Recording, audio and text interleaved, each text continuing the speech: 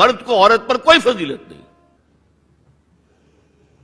مرد اونچا اور عورت نیچی نہیں ہے. شرف انسانیت کو دونوں ایکولی شیئر کرتے ہیں، وہ بھی ہیومن بینگ، وہ بھی ہیومن بینگ.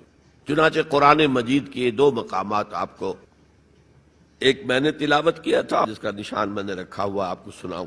سورہ آل عمران کے آخر میں ایک لمبی دعا آئی ہے، ربنا اننا سمعنا منادیا ینادی للایمان ان آمنوا بربکم فآمنا. اے رب ہمارے، ہم نے ایک پکارنے والے کی پکار کو سنا کہ وہ ایمان کی صدا لگا رہا ہے، ایمان کی ندا لگا رہا ہے صلی اللہ علیہ وسلم کہ اپنے رب پر ایمان لاؤ تو ہم ایمان لے آئے. ربنا فاغفر لنا ذنوبنا وکفر عنا سیئاتنا. تو پروردگار ہمارے گناہ بخش دے اور ہم سے ہماری برائیوں کو دور کر دے. وتوفنا مع الابرار، اور اپنے نیکوکار بندوں کے ساتھ ہمارا خاتمہ کیجیے. ربنا وآتنا ما وعدتنا علی رسولک، اور پروردگار ہمیں وہ سب کچھ دیجو جس کا وعدہ تو نے اپنے رسولوں کے ذریعے کیا ہے. آپ نے فرمایا جنت اور یہ نعمتیں ہوں گی، ہمیں وہ سب کچھ دیجو. انک لا تخلف المیعاد، تو اپنے وعدے سے ہٹنے والا نہیں ہے. ہمیں یہ اندیشہ نہیں ہے، اندیشہ ہے تو یہ کہ ہم ان وعدوں کا مصداق ثابت ہو سکے یا نہ ہو سکے. تو اپنے فضل کرم سے ان کا مصداق ہمیں بنا دے. اب اس کا جواب سنیے. فاستجاب لهم ربهم انی لا اضیع عمل عامل منکم. ان کے رب نے ان کی دعا کو قبول کیا اور فرمایا میں تم میں سے کسی عمل کرنے والے کے کسی عمل کو ضائع کرنے والا نہیں ہوں. من ذکر او انثی، خواہ وہ مرد ہو خواہ عورت. بعضکم من بعض، تم ایک دوسرے ہی میں سے ہو نا. ایک ہی باپ کے نطفے سے بیٹا بھی ہے بیٹی بھی ہے. ایک ہی ماں کے رحم میں پرورش پائی ہے بیٹے نے بھی بیٹی نے. تو اونچ نیچ کہاں سے آ جائے گی، کدھر سے آ جائے گی؟ بعضکم من بعض، ایک دوسرے میں سے ہو. فالذین ہاجروا، تو وہ لوگ جنہوں نے ہجرت کی. تو ہجرت صرف مردوں تو نہیں کی، عورتوں نے بھی کی. وَأُخْرِجُوا مِن دِيَارِهِمْ، جو اپنے گھروں سے نکالے گئے ان میں مرد بھی تھے عورتیں بھی تھیں.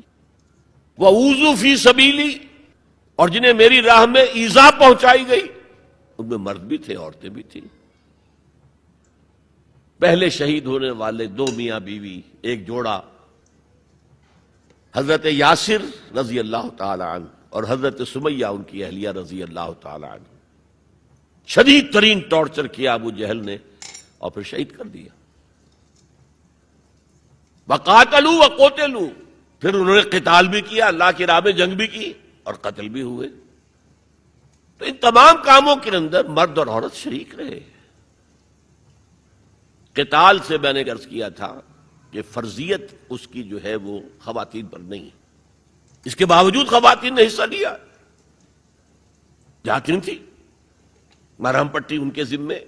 آخر جنگ میں زخمی ہوں گے، آئیں گے، کوئی مرد اس میں لگیں گے تو ورکنگ جو ہماری طاقت ہے وہ کم ہوگی.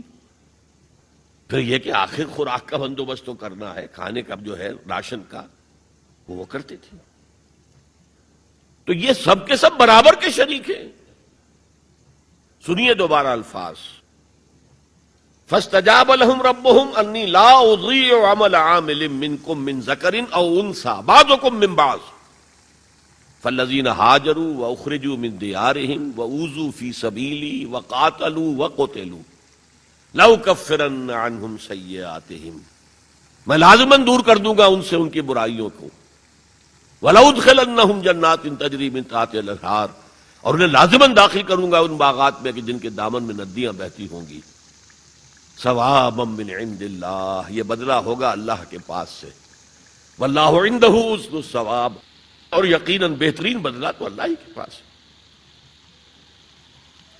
مساوات مرد و زن کے اس نظریے کو سمجھ لیجئے. دوسرا نظریہ میں بتاؤں گا جو آج دنیا مغرب سے لے رہی ہے، وہ سراسر گمراہی ہے، سراسر گمراہی ہے، سراسر گمراہی. لیکن نیکیوں کے میدان کھولے ہوئے ہیں مردوں کے لیے عورتوں کے لیے. جو مرد کمائے گا نیکی وہ اس کے لیے ہے، جو عورت نیکی کمائے گی وہ اس کے لیے ہے. انڈیویجویلٹی ہے، فریڈم آف ول ہے، مساوی ہے. اور اسی لیے میں نے یہ جو آیت ہے دیکھیے، اس میں 10 اوصاف میں مردوں عورتوں کو برابر برابر. عام طور پر قرآن کا اسلوب یہ نہیں ہے. اسے عربی میں کہتے ہیں برسبیل تغلیب.